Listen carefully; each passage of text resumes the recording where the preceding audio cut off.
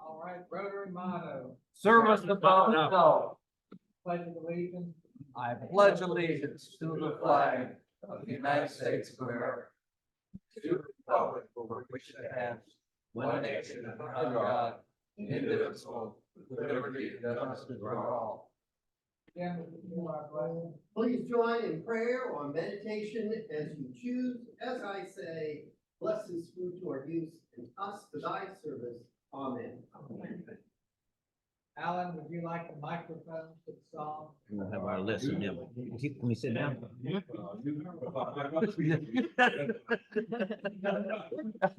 You're on a run today, Paul. He was filling in for you. You may have received a notice from the Rotary this last week that May 15th, Wednesday, is gonna be the Tide game, ball game. The proceeds, much of the proceeds from that will go to, it's a Rotary game, that's it, so it goes to the elimination of polio. So. Take me out to the So ball. keep that in mind, May 15th, are we gonna have a group going, do you know? Yes, I'm organizing a Is it group. May 15th? Yes. Good, Because that's the, good. that's the, Well, I why, chose, under the anniversary. 18, No, I'm the picking 18th. up the ball game. the actual. So that'll be Oh, appropriate. right. This Oh, was right. trip in 1908, by two guys who never attended a ball game. They were on a subway and they saw a billboard go by and it spoke about the ball game that locally is being played, so they, somewhere along the line, they wrote the song based on that billboard. So, now it's become a sort of a quasi anthem of the Major League Baseball games and a favorite among the seventh inning stretch. Okay, let's go here, take me out to the ball game. Take me out to the ball game, take me out with the crowd. Buy me some peanuts and cracker jack. I don't care if I never get back. Let me root for the home team. If they don't win, it's a shame. For it's 1, 2, 3 fights, you're out at the old ball game. Good selection. All right, thank you, Alan. Everyone got their card game, there's still some cards up there. I got the. Too late? No, never too late. Never too late, Graf. Yeah. May the 15th. We don't know. Yes. Oh, got a conflict. Uh-oh. What? The boat trip. Can they reschedule the ball game? Oh. Well, assuming that the boat has been renovated. I'll talk to June. It was conditioned on the boat having been. Yeah, we need to see what the Yeah, progress is. the boat thing is up in the air. You having a sack? The ball game is not. We're gonna go ahead with the ball game. We'll have to discuss that. Well, you're entitled to make that decision. Yes. Yes.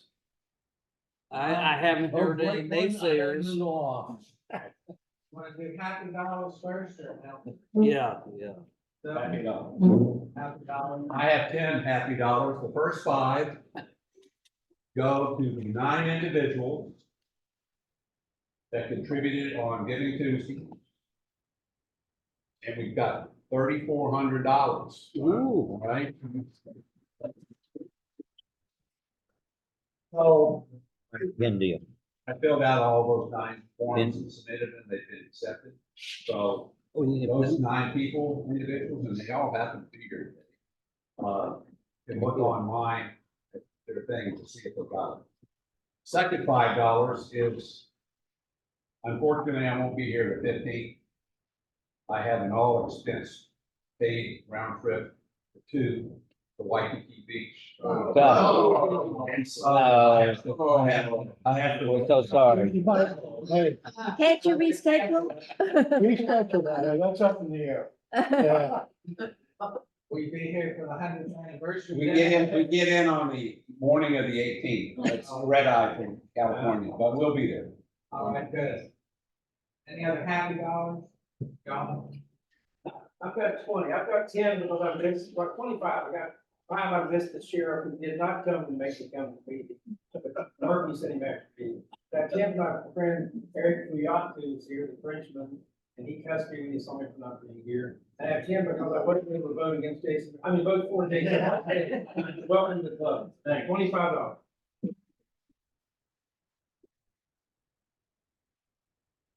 What else have any happy dollars? Bill? I've got $5 again because Jackie continues to make progress, and I'm happy about that. Good, you're here. Al? 16 happy dollars. Just got the word that we just received our 16th great grandchild. Oh, wow.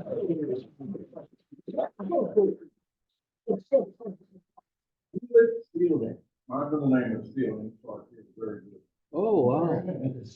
We're expecting a couple more. Any other happy dollars? Mike I'll give doesn't know. 5. I used to think Alan peed a lot, but Chuck's plate today was so impressive in his hush puppy. Oh, he had a good double over. I'm really impressed, Chuck. Keep riding, buddy. And we're under the dollar. I'll get $5 because I'm glad here that Jackie just keeps it going. Oh, I'll tell her that, Katie. Thank you. That's Libby. Oh, Libby. Where's Libby? I will- Sorry, Libby. I will only give money when Jackie shows back up here. Okay. What did he give? Five happy dollars. And, My wife's tests are all negative, so that's happy. good. She's gotta take care of me. Chuck, you have Al? Al? I got an email this morning from the Barrier Islands. May 25th, they're having a fair. So they're asking again for a Rotary to assist them with parking. So it's from 10 to 4, 10 in the morning to 4. And the way we typically do it is 2 shifts. But if you can work both shifts, that's great too. But the morning part, 10 to 1 is the more important side because people are coming in look for a place to park. The afternoon, still helpful to have people there because the stragglers coming in. But for the most part, people are leaving, they know how to get out. Anyway, I'm gonna email out to the club who's looking for volunteers. I'd really like to have about 5 people at least for the morning shift and 2 to 3 people for the afternoon shift if we can get it. If you come and work one shift, it's fun to be there. So if you're gonna work the morning shift, you're done, then you go over and hear some music and do a little bit of shopping with stuff and learn a little bit about the, if you do the afternoon shift, you're there in the morning, come a little early, you can watch all the things going on. It's a fun day. So, hopefully we get a total of about 8 volunteers and I'll send out an email, hopefully it's fun. Thank you. All right, thanks, Chuck. We'll have a sign-up sheet too. Any other announcements? Jim, did you want to say something? Yes. I had a very interesting meeting this morning, over at Northampton High at the bookmobile bus. And the schools really do need our help on this. This is a project that they started with about $10,000 from another grant. They've used that and more to renovate a 77 seat school bus. That's the largest of the standard sizes. And they just took their best spare out of inventory and put it into this. It's got 150,000 miles. The kids have already framed in all of the shelves And all the shelves are low, so the windows are still up there. There's lots of storage space underneath the bus. That's one of the reasons that they got the big size. And what and they need money to wrap the bus and to buy books for it. It's gonna need $10,000 to $12,000 worth of books, and they've only got 5,000 currently. And they didn't have any money to actually wrap the bus and make it look fun. So that when it goes out into the community, the kids are going to be at least visually attracted to the bus. And the hope is to really dovetail nicely on the All District Reads program, which is very much getting literacy out into the household, getting the parents to read to the kids. Well, when the bus rolls into Bird's Nest or Sheridan or wherever, the kids aren't coming alone. They're going to come with their parents. So once again, and they're going to pick out a book, and the hope is to really give away the books. Let the kids take them home. Let them start to build a personal library. And so there will be a continuum, as time goes on, there's gonna be a continuing need for books. Our role right now, other than the initial funding, is, looks to be in reading. What we're talking about doing, so there are kind of two different kinds of stops for them. On Wednesdays and Thursday evenings, they're gonna go to towns and families will come in. But on the Saturdays, they hope to piggyback on public events. Think 4th of July in Cape Charlotte. And there they would put the bus out for about 2.5 hours, and they might have 2 stops, 2.5 hours in the morning, 2.5 in the afternoon. But there'll be lots of people around and lots of kids around. And so the thinking is that if the Rotarians were willing, we could go out and we could read. They're talking about, like every half hour, we read a different book and just get kids either into the bus, possibly if the weather was bad. It's a little bit cramped, but you could easily get 6 to 8 kids in and still have people, using the shelf. But we're also talking about getting a pop-up ticket. And that might be part of our donation that we can put, Rotary on it. And that would provide just both a visual draw and also a little bit of shelter under which we could read to a group of kids. And every 30 minutes, it could be different books at different age levels. It could be, we'll see. Plus, they are going to need some help with monitors. The bus is a 2-person operation.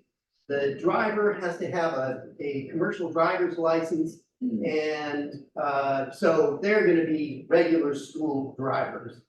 But the second person is partially responsible for giving out the books, and really the challenge, they think the challenge is going to be recording what particular books go out so that they can replenish, they know what to replenish. And so the Rotarians could also help with that. That would require a little bit of training. As far as the Interact Club is concerned, so the way this works, for those of you who haven't been through the district grant before, each of the 3 clubs on the Eastern Shore can qualify for up to $5,000 a year. And it has become kind of a tradition, an agreement among the clubs that the money will be pooled each year so that it's a $15,000. You can just have more impact with it. And then every year the grant rotates between the 3 clubs. It just happens to be our turn this year. Any club gets $5,000. We but an interact club gets 1,500. So we're gonna try to incorporate the interact club into the group, into the whole thing. Probably the toughest part of this is, and one of the things that is most important in the competition for this grant, and I should mention, there was a day when these grants were pretty easy to get, and pretty consistently, our three clubs won the grant.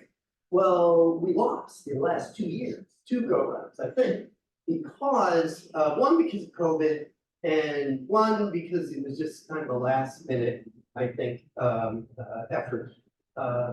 So but at any rate, they've become more competitive, and so one of the things that they emphasize, and that we're going to have to chronicle, is hands-on participation by Rotarians. So when I say we're going to, it would be nice if we could read, we've got to commit in this grant to so many, to one Saturday per month for 8 months, and we're going to have, so many people for so many hours. I would like a show of hands right now for the people who might be interested in working with the kids, reading, either monitoring or reading, or both. Could I rate? And keep your hands up, just like, holy cow, this is great. Oh, this is great. Okay, thank you. That's right, it's 15. This is very hopeful. I would like to have a meeting after next week's meeting to talk about the what we can do. I don't want to overcommit the club. I don't want to sit there and go, oh, we'll do this, that, and the other. So I would really appreciate next week kind of saying, this is what we can do possibly, and having people tweak it, and maybe have some other ideas as well. So thank you. Any questions, by the way? Yes, sir. So we look at the children's book and we really want donations of books. Yes, very much so. So very good question. And a book drive is another thing that we could do. Now, they really want new books. Their problem is that if a book comes in, they have to flip through it to make sure that no one has written anything in it. They know also that no one has spilled jelly in it, or some other, and and educators now just worry about the most wild things. They just want to make sure that it's not dusted with cocaine, and so they're very leery about used books. I think yes, a book drive of new books. It would be a great asset. Money. And remember, they need $10,000-$12,000 worth of books just to get this thing rolling. They've only got 5. That leaves 5,000 to 7,000. So we can get this grant will probably cover the wrap and the initial stocking of books. But then as they give them away, no one knows where that money's gonna come from. So, the need is real. Yes. You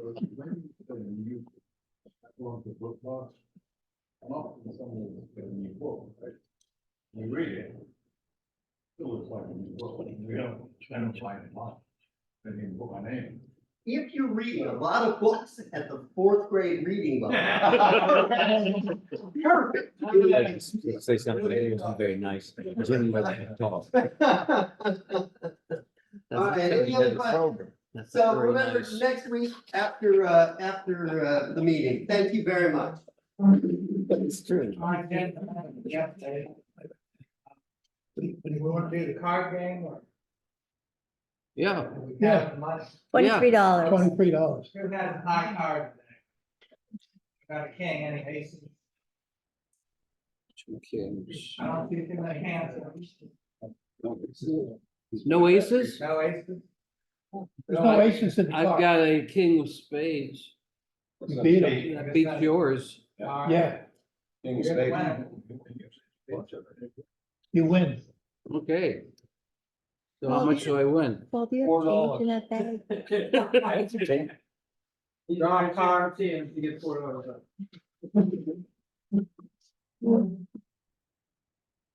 Nope, three of clubs are. All right, no winner this week. Our, speaker today is one of our newer members, Karen Rothrock. Give us your bio or. Sure. We're anxious to hear. Nice Jim. to be here. Yeah. Thank you. Okay, so better. Thank you. Thanks. Hi, those who have We're not met me, my name is Karen Rothrock. And it's a pleasure to be here. It's a pleasure to be in this club. You probably are thinking the question that I always ask everyone that I meet on the Eastern Shore is, A, how did you find out about it? How did you get here? And so I've been here for a really long time. Because my grandfather actually was a farmer on the Eastern Shore. He was down off the Seaside Road. His name was Gordon Elliott. He was married to Lucy Elliott. So as a youngster, I came here every single summer. As soon as school was over for me at the age of about 6, my grandparents would come and pick me up. And I would spend all summer on the shore. And it was just a paradise for, a youngster like me. And I would go every morning with my grandfather and I would go with him out to the fields. I would go with him to the migrant camps. And I really enjoyed the life and the farming life and just kind of getting to meet all kinds of different people here. And back then, the shore didn't have a lot of things. We did have stingrays and there was Tammy and Johnny's up the road. We had Licks and a couple of other stores, but it was pretty remote. But it was ideal for a youngster like me. And I think going to the migrant camps and seeing a lot of the other people that came in and, to the crops and worked really hard. It really, for me, I think it helped shape what I wanted to do. Professionally, I knew that I wanted to be in some helping entity and some helping career. So I looked at medicine and I looked at all aspects of that. And after I left, I went away to college. I went to Longwood, then college, now it's university. It's about 2,000 people there when I went there. I studied social work and I got a bachelor's in social work. And from there, I practiced a little bit in different fields, primarily in hospital, ER, social work, things like that. Then I went back to grad school. I went to Norfolk State University, got a master's in social work, and then I got licensed as a clinical social worker. So that was kind of my catapult into healthcare. And at that point, I decided I enjoyed the field, I really did, but I wanted to do something different. I wanted to run something. So at the time I was working in nursing homes and the administrator said, well, why don't you become an administrator? And I said, that sounds fun. I could run that. And he said, well, you can, but you need a little training. So I went, at that point, was living in Virginia Beach. I married, I went to the West Coast. I was in LA and I went through an administrator training program and I was the administrator for a number of nursing homes out there for Summit Care and other facilities on the West Coast. At that point, we moved as a family back to Philly and again started working in nursing homes there with Manicare, Leader Yaden, ran a couple in Philly, ran one in Delaware. And from there, let's see, from there, where did I go? Just moved all over the place. So it's a very eclectic career. From there, I went back to Virginia Beach for a while. I worked at Chesapeake General. I was more in their marketing side of things for their home care division and for their product store. And from there, got the opportunity, thanks to the Navy, to and hubby at that point, to move to Yokosuka, Japan. At that time, my husband was a captain. He was the CO of a ship. It was called Cowpens. And so we ventured to Japan. It was just a fascinating place to be, and just a wonderful culture, to be immersed in that. And while I was out there, I didn't practice in the medical field on base, but I did do a lot of teaching in the community. I taught at the Japanese Self-Defense Academy. I taught engineers there and helped to kind of prove their papers that they were going to go and present at symposiums, things like that. I taught in town with the school of Yasko. I also taught 6th, 7th, and 8th graders in the elementary school. So that was really fun too. I taught English in the Japanese schools, which is really interesting to watch. Our kids are socialized and are educated in a very different way. In the Japanese schools, these kids basically, when they go to 8th grade, they take a test that kind of determines what's going to happen to them for the rest of their lives. So if academically they're very inclined and they take this test and they do really well, they'll go on to the next prep school or the next school. If they don't, they tend to go into a different trade, maybe in the restaurant side or something else, that's not as, that doesn't hold more education for them, but kind of a decision point for them very, very young. I'm kind of glad that's not our decision point, because I don't think I would have made the cut at 8th grade. So lived over there. After being in Japan, I came back. We were transferred to Newport, Rhode Island. At that time, my husband was in it was a think tank for the Navy that kind of projected what our needs would be 30 years in advance. So while he was doing that, I actually worked for the Command Leadership Program. I taught for the COXO, Commanding Officer, Executive Officer groups, and I taught that group and their spouses. I taught ethics, different other things that they needed prior to taking command and going overseas or going into command. Kind of the do's and don'ts of being an officer and an officer spouse.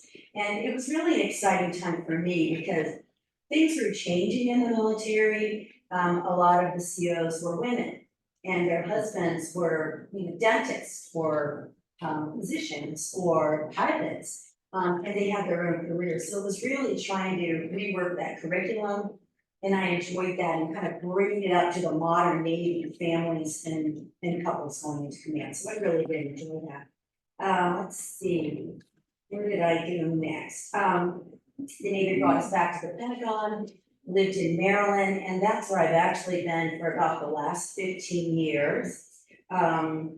While I was there, I went back to school. I went to Johns Hopkins. I went to the Career Business School of Medicine. I got my MBA from there in the business of medicine.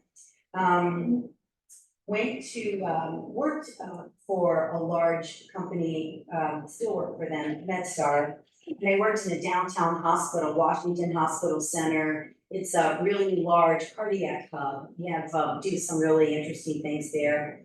And I was primarily in the marketing side and introducing some of our really bright new stars and physicians out into suburban communities that had really high skill set and did some real intricate type of surgeries. So I wanted to make sure they got out and they got introduced to people in communities that didn't have that level of resource, so patients could come up and actually use that talent that was there.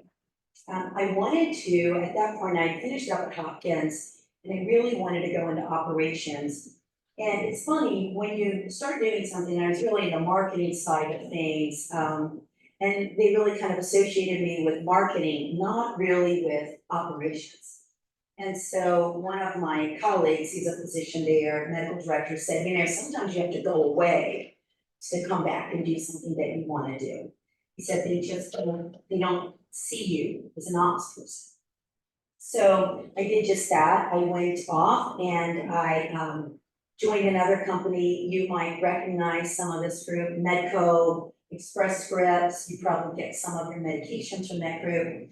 I worked for that group and I was a general manager for 3 of their infusion companies. One of them was in Baltimore and we did some general IV antibiotics.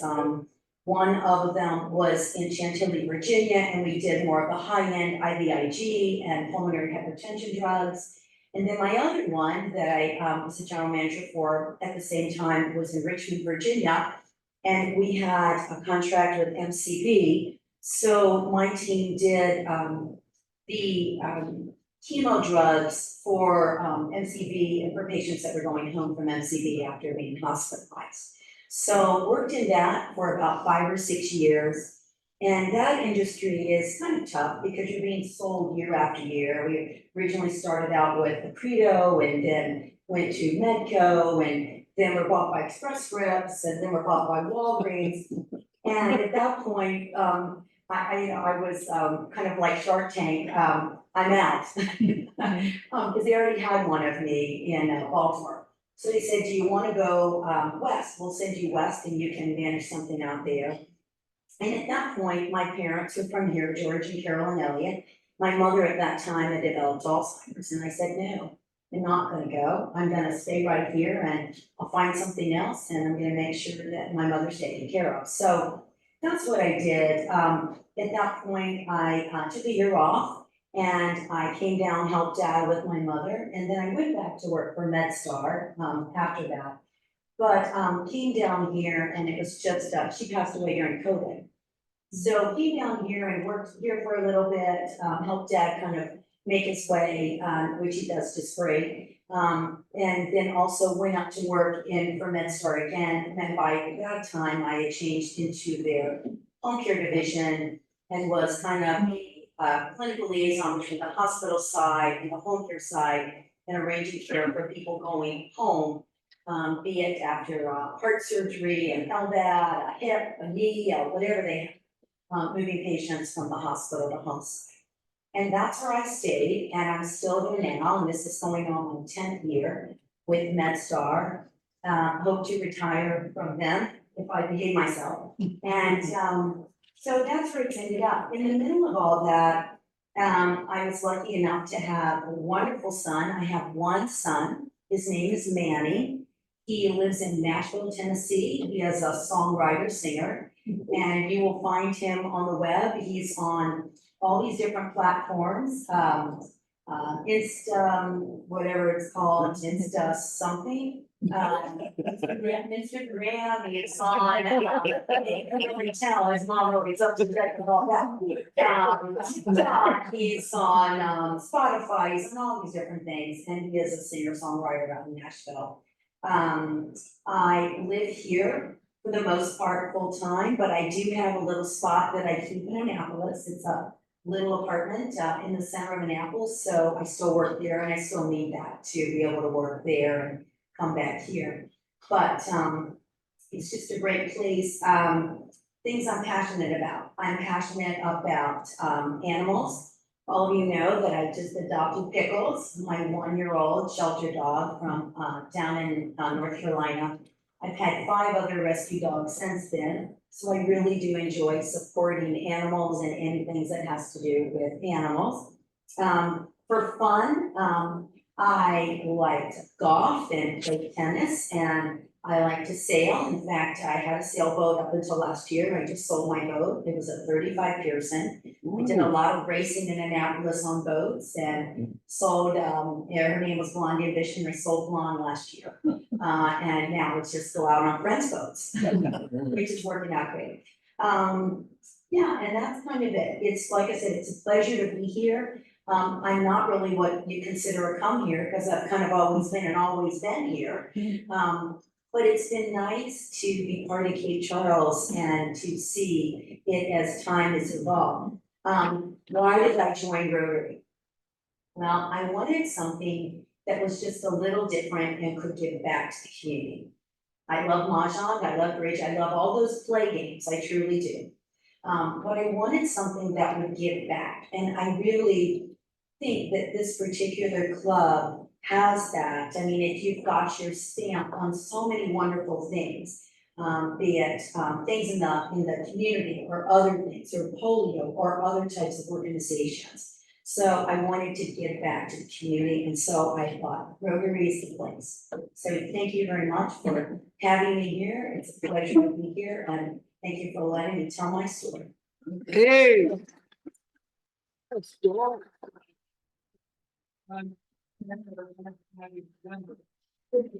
Any questions? Thank you. If you have any questions, I'm happy. I do have a question. Sure. Okay. Okay. All right. Anyone else have anything for the good of Rotary? I want to thank you for using that microphone, so now I'm hard hearing. Much better, I can hear just everything going on there. Which is not the case for a lot of folks. Good. Well, I'm sorry it took a while. We have the microphone and we have Zoom up right. So. We should reach back out there now. All right. Cole Malcolm. Right, now we get back. Let's all stand and say the four-way test.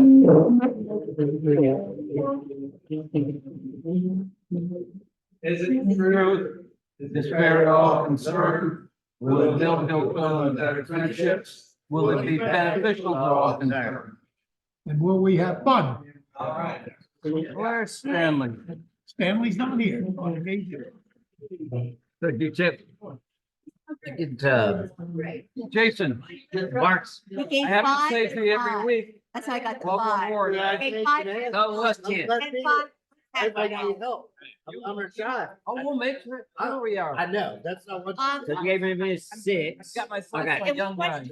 $23. good. He's over, it says Should be 17. I can do a play. 12 I need to. Right? and 5 for the pot, Take care.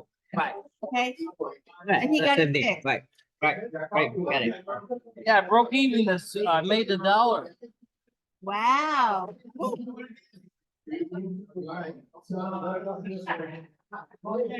I'll invest that next week.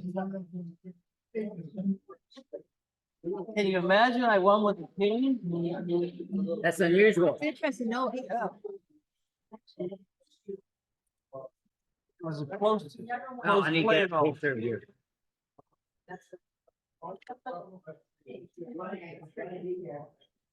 Oh, okay, well, let me stop this.